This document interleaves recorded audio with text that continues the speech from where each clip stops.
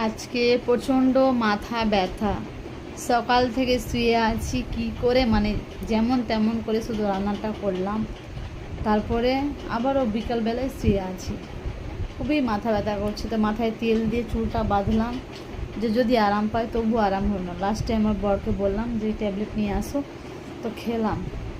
তো এখন বিড়ি বাঁধতে বসলাম, বিড়ি বাঁধিনি, পুরোটা দিনই বিড়ি বাঁধিনি। দেখো এটুকু পাতা আছে তবু বাঁধতে পারিনি, তোমাদেরকে পাতাটি দেখাচ্ছি।